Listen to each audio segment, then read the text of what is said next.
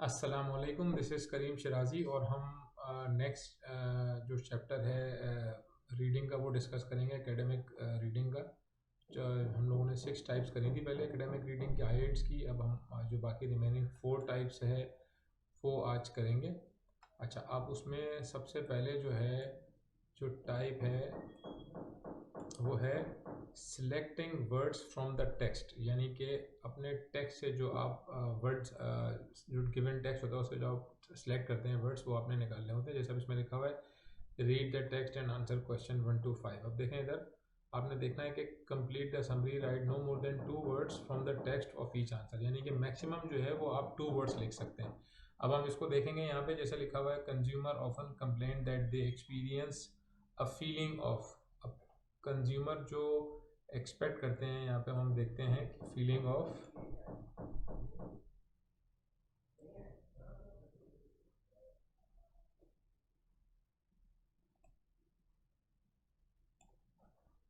Feeling of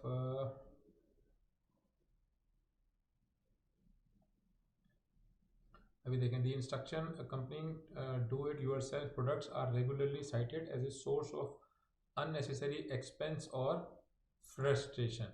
ठीक है, अब दोबारा इधर देखें consumer often complain that they experience a feeling of frustration, तो हम यहाँ लिखेंगे फ्रस्ट्रेशन। ठीक है, अच्छा उसके बाद लिखा हुआ है when trying to put together do it yourself products with have not been tested by companies on a dash. अब किस चीज़ पर जो है वो टेस्ट नहीं किया गया है, अब इसको हम देखेंगे यहाँ से। जैसे पढ़ें इसको, few company seem to test their instruction by having them followed by a first time user. क्या आंसर है इसका? First time user. तो नॉर्मली जो फिल इन द ब्लैंक्स वाले टाइप के क्वेश्चन होते हैं उनके आंसर आपको जो है वो मिल जाते हैं सीक्वेंस के अंदर। ठीक है, तो फर्स्ट टाइम यूज़र इसका आंसर हो गया। अच्छा, अब हम चलते हैं तीसरी खाली जगह की तरफ। तीसरा जो है इसका कीवर्ड है, अब इसमें लिखा हुआ है when not we are not keeping the contract procedure could effect safely issues, it is specially important that dash information. अब हम इधर ही देखें फर्स्ट टाइम यूज़र के बाद ये इन्फॉर्मेशन लिखा हुआ है, इससे पहले क्या वर्ड आ रहा है? Often essential information, so that would be the right word, right। फिर उसके बाद इंफॉर्मेशन हम आते हैं that not left out and no assumptions are made about a stage being self evident to the consumer having a certain amount of what, certain amount of what, certain amount of number 4 है हमारी certain amount of, हम जाएंगे इधर some degree. अब ये लिखा हुआ है ना सम डिग्री, तो सम डिग्री का मतलब है सर्टन अमाउंट। तो किस चीज़ की सर्टन अमाउंट है? स्पेशल नॉलेज की। यूजुअली इतना डिफिकल्ट नहीं होते हैं यार इस टाइप के क्वेश्चन। आपको अगर पहली फिल इन द ब्लैंक सही मिल जाती है तो फिर आपको आसानी हो जाती है बाकी सवाल पिक करने में। मेरे ख्याल से प्रॉब्लम नहीं होनी चाहिए, इतनी होना होती है। अच्छा, अब ये हमने 4 खाली जगहें कर ली। अब हमने देखें हर फिल इन द ब्लैंक से पहले कीवर्ड देखा कि किस चीज़ की बात हो रही है, उसके बाद हमने वहाँ से उसका वर्ड निकाला। सम टाइम आपको जो है वो वर्ड मिल जाता है वहाँ पे as it is, some time आपको उसका कीवर्ड देखना होता है आगे पीछे कि भाई ये किस जगह पे लिखा हुआ है, इससे राइट साइड पे लेफ्ट साइड पे करके देखते हैं क्या लिखा हुआ है, तो आपको कीवर्ड से अंदाज़ा हो जाता है। लेकिन थोड़ा सा घुमा के देते हैं ये लोग सवाल। अच्छा, अब ये देखें, अब इन्होंने बात करी है लॉयर्स की, तो इसका मतलब है कि स्पेस भी आ गया। तो नॉर्मली जब स्पेस आ जाता है तो आप समझ जाएंगे जहाँ पे आपकी सीक्वेंस चल रही थी वहाँ पे आंसर नहीं होगा। आप बाकी जो भी एक खाली जगह है, 2 खाली जगह है, तो उनका आंसर डिफरेंट जगह पे होगा। तो अब हम देखेंगे लॉयर्स का जिक्र हमें सेकंड पैराग्राफ में मिल रहा है, तो नॉर्मली जहाँ पे लॉयर्स का जिक्र होगा वहीं जाके ढूंढेंगे तो वहाँ में इसका आंसर मिल जाएगा। ये देखें क्या लिखा हुआ है, lawyers however have raised objections to the use of plain English. They feel that it would result in ambiguity in documents and cause people to lose faith in what, to lose faith in what। अब आप इधर देखें इसी आगे ambiguity का भी जिक्र आ रहा है। ठीक है, एम्बिग्यूटी का भी जिक्र आ गया इधर, यहाँ पे भी आ गया जिक्र। अब उसके आगे देखें किस चीज़ पे लूज होता है faith, draw attention to the need of confidence in legal formation. किस चीज़ पे लूज होगा? Legal formation. तो ये हमने इसका आंसर यहाँ से लीगल फॉर्मेशन पुट किया and that is the correct answer. अब देखें नो मोर देन 2 वर्ड लिखा हुआ था ना ऊपर, नो मोर देन 2 वर्ड, तो कहीं पर एक वर्ड है, कहीं पे 2 वर्ड हैं, कहीं पर एक वर्ड है कहीं 2 वर्ड है, तो मिनिमम आप 1 भी लिख सकते हैं, 2 लेकिन 3 नहीं लिख सकते, 3 वर्ड्स आर नॉट अलाउड। ठीक है, तो ये जो हमने अभी क्वेश्चन सॉल्व किया है ये है selecting words from the text, यानी जो वर्ड्स हमने सिलेक्ट किए हैं ये फ्रॉम द टेक्स्ट करने हैं हमें। ठीक है, यानी कि एज इट इज वर्ड्स लिखे हुए होंगे वहाँ पर। अब हम आते हैं नेक्स्ट टाइप की तरफ, that is this one, that is called selecting a list of words, selecting a list of word. अब इसमें भी ब्लैंक्स है लेकिन इसमें नीचे वर्ड लिखे हुए हैं, तो उन ब्लैंक्स में जिसमें नीचे वर्ड लिखे हुए होते हैं तो उसमें प्रॉब्लम क्या होती है कि सम टाइम ऐसा होता है कि ये एज इट इज वर्ड जो है ये यहाँ मिल जाता है, कभी कभी नहीं भी मिलता। तो अब आपने क्या होता है, सिनोनिम्स का आपको पता होना चाहिए। अगर आपको वर्ड का सिनोनिम पता होगा तो आप पिक कर लेंगे कि यहाँ पर क्या वर्ड आएगा। और हम देख लेते हैं कि यहाँ पे लिखा हुआ है complete the summary using the list of words, choose the correct answer. तो अब इसमें इसका सवाल ही नहीं पैदा होता कि 1 वर्ड या 2 वर्ड, तो ऑफकोर्स अगर 1 वर्ड लिखा है तो 1 वर्ड ही आएगा ईच के अंदर। सही है, अब हम सबसे पहले देखते हैं the importance of language. The wheel is one invention that has had a major impact on, that major impact on। अब आप इधर देखिए major impact लिखा हुआ है, agriculture sliced bread may have transformed our material, तो material जो है उसको ट्रांसफॉर्म किया है, तो that would be the right answer for this। और हम पहले यहाँ चेक कर लें कि यहाँ पे भी है मटेरियल, हाँ दिस इज द मटेरियल। तो अब हमने क्या किया, इसको हम उठा के यहाँ लिख सकते हैं ऐसे भी, ये मटेरियल मेरा आंसर हो गया। ठीक है, बाकी वो जगह खाली रह गई उसकी। अच्छा, अब मुझे जाना है दूसरी खाली जगह की तरफ। अब ये कह रहा है कि aspects of life but no impact has been as dash as that of language. तो एक्चुअली ये बात उसको फिल इन द ब्लैंक्स का आंसर यहाँ आना चाहिए, लेकिन इसका उन्होंने पीछे दिया हुआ है कि of all mankind manifold creations language must take pride of place, language must take pride of place. तो that takes pride of place, that is called fundamental. तो अब हम यहाँ देखेंगे, ये हमारे पास फंडामेंटल वाला ऑप्शन आया, ये हमने ड्रैग किया यहाँ से, ड्रैग डाउन कर दिया इधर, दैट्स राइट। ठीक है, अब हम आते हैं तीसरी खाली जगह की तरफ। अब यहाँ पे लिखा हुआ है कि language is very dash, language is very dash yet compose of just a small number of sounds. तो लैंग्वेज इज वेरी डैश पे अगर हम इधर आएंगे तो यहाँ पे आपको देखने लिखा हुआ था language is foremost not just because it came first, not because it came first in its own rights, it's a tool of extraordinary sophistication। तो extraordinary sophistication से मिल रहा है ये वाला वर्ड, तो we will put it here, that is complex। ठीक है, और इसके बाद लास्ट वाला है कि language appears to be dash to use however its sophistication is overlooked, यानी उसकी sophistication जो है ओवरलुक हो जाएगी, उसको इग्नोर कर देंगे लोग। तो अब इसी के आगे अगर आप और से देखें, yet based on an idea of indigenous simplicity, ये लिखा हुआ है वर्ड यहाँ पे indigenous simplicity। ठीक है, तो इसका मतलब क्या हो गया कि ये इजी हो गया, तो we will put it here।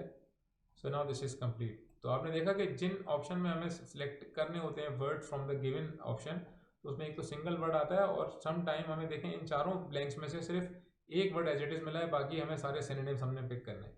So if you are not good at synonyms, यानी कि अगर आपको नहीं पता कि वर्ड्स के सिनोनिम्स क्या होते हैं, you might have problem solving these questions. ठीक है, अब हम मूव करते हैं नेक्स्ट क्वेश्चन की तरफ, that is sentence completion. Sentence completion का मतलब है कि ये सेंटेंस लिखा हुआ है, अब इसकी हमने देखनी है क्या लिखा हुआ है, 1 वर्ड ओनली। तो जो भी आंसर होगा वो 1 वर्ड के अंदर आएगा, जो भी हम यहाँ लिखेंगे। अब हम सबसे पहले देखते हैं इसको।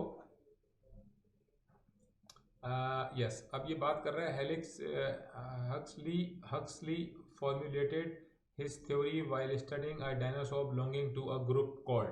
अब हमारा कीवर्ड क्या है, ग्रुप कॉल्ड और डायनासोर। एक तो ये बंदा जो बात कर रहा है अपने फार्मूले की, ये कीवर्ड है, उसके बाद डायनासोर और ग्रुप की बात हो रही है। ठीक है, अब हम देखते हैं कि यहाँ पे डायनासोर्स का जिक्र कहाँ हो रहा है, डायनासोर्स जिक्र हो रहा है, ये देखें डायनासोर्स का जिक्र इधर हो रहा है, इधर dinosaurs bone is lab, he knew he was dealing with the lower leg bone of a meat lobe dinosaurs belonging to the classification। अब ये देखें कीवर्ड आ गया classification related to this word and then that is called, अब ये क्या कहलाता है, that is theropods। तो ये मैंने यहाँ से कॉपी किया and then I put it here, this is the right answer। now moving towards अब हमें चलना है नेक्स्ट की तरफ। अब नेक्स्ट लिखा हुआ है कि Heilmann rejected Huxley theories because of apparent absence of dinosaur. Dinosaurs की बात हो रही है, लेकिन ये कौन सा बंदा आ गया, हेलीमैन नया बंदा आ गया। अब इसका देखते हैं जिक्र कहाँ है।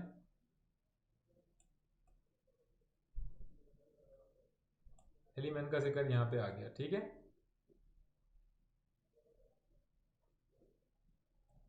अब ये यहाँ पे देखें, हमें वर्ड मिल गया कि man eating dinosaurs lacked collar bones.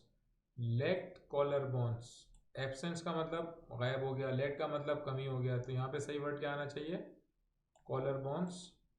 इसको हमने यहाँ से कॉपी किया and this is collar bones. ये हमारी हो गई second fill in the blanks, ठीक है।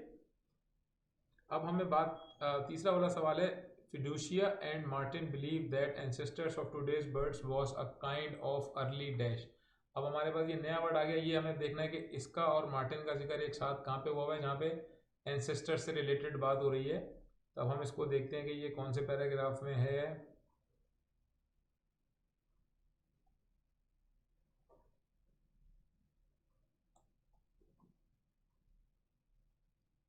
ये मार्टिन आ गया और ये फिर फिडूशिया आ गया, ठीक है। इस पैराग्राफ में हमें मिल गया ये।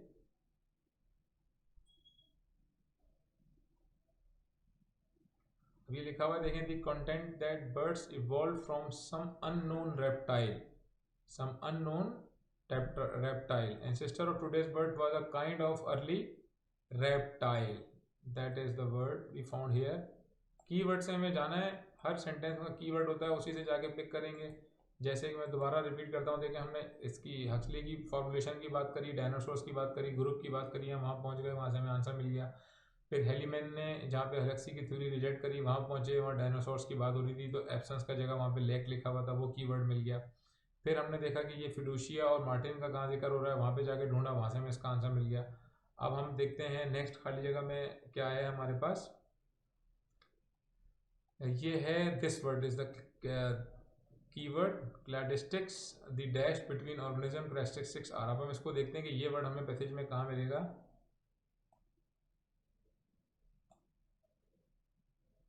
ये वर्ड हमें मिलेगा जब हम इसकी स्कैनिंग करेंगे। ये वर्ड ये रहा, ये वर्ड मिल गया हमें, तो हमें समझ में आ गया कि हमारा आंसर इसी के करीब करीब मिलेगा। उसको पढ़ते हैं, maintain the difference between organism do not matter as it similarities between them that count. यानी कि उनके बीच में जो सिमिलैरिटीज होती हैं इन द कार्डिस्टिक की सिमिलैरिटीज बिटवीन देम। तो ये जो वर्ड है हमारा, this is the word for this. ये हमने यहाँ पे पेस्ट कर दिया इसको, तो दिस इज कॉल्ड सिमिलैरिटीज। अब हम देखते हैं नेक्स्ट खाली जगह में क्या लिखा हुआ है। यहाँ पे लिखा हुआ है the dangerous dash on primitive and Madagascar aids weight to the ino bird argument. अब हमारा कीवर्ड क्या है, प्रिमिटिव बर्ड। अब हम देखते हैं कि प्रिमिटिव बर्ड कहाँ लिखा हुआ है।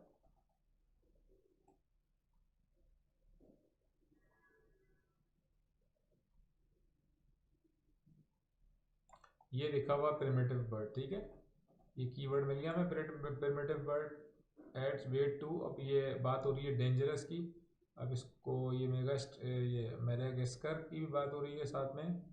Retain distinct including a long vicious claw, long vicious claw, तो long vicious claw at the end of its wing, ठीक है।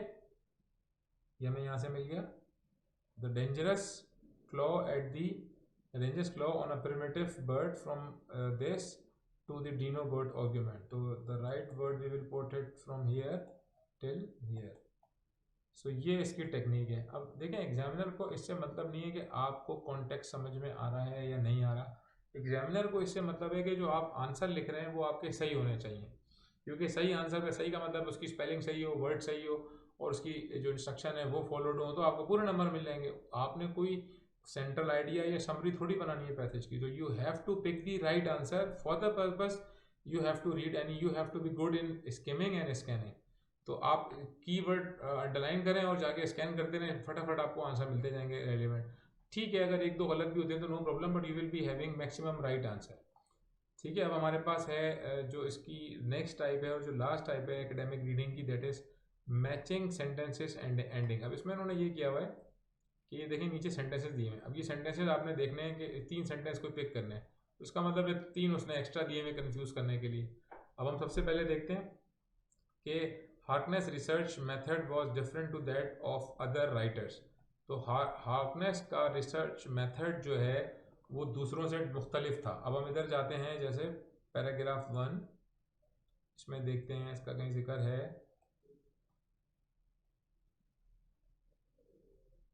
ये देखें यहाँ पे लिखा हुआ है, she began her research by asking herself a new question, not what could cause scientist revolution but what the name science and scientist meant in the 16th century London. तो मेरे ख्याल से उसने सिर्फ ये नहीं किया, she began her research by asking herself a new question arise किया। सो इसका जो सही आंसर होगा, I think this one is the right answer if you put it here. She started by seeking and understand how basic terms were used in the past। ठीक है, तो basic term का मतलब इसने यहाँ पे पूछा है the names science and scientist meant in this, यानी साइंस और साइंटिस्ट का क्या मतलब था basic. So this one is the right answer for this. फिर उसके बाद इसने बात करी है हार्कनेस रिकंस्ट्रक्शन की। अब आप देखें हार्कनेस की रिकंस्ट्रक्शन का जिक्र कहाँ हो रहा है, इसमें देखते हैं रिकंस्ट्रक्शन का जिक्र। ये देखें, ये हार्कनेस का रिकंस्ट्रक्शन का जिक्र हो रहा है यहाँ पे। ठीक है, तो दिस इज वेरी क्लोज कि इसका आंसर जो है वो यहीं पर ही मिलेगा। अब यहाँ पे क्या लिखा हुआ है, weakness as group she provides not traditional static accounts of their theories but dynamic analysis of their practices as these developed over time. तो अब ये आएगा यहाँ पे, yes this one, she examined how their methods evolve and change देखें, accounts of theories but dynamic analysis of their practices and these develop means evolve। तो this one is the right answer for this। फिर हम आते हैं last वाले के ऊपर, इसमें लिखा हुआ है Harkness show that the 16th century London scientist were innovative because, वो इनोवेटिव क्यों थे। ठीक है, तो 16th सेंचुरी एक हमारे पास कीवर्ड है।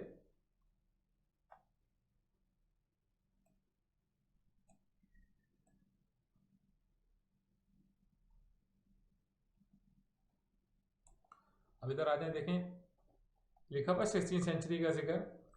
In one crucial respect, Harkness argues many of the 16th century London scientists differed from the later ones of the 17th century।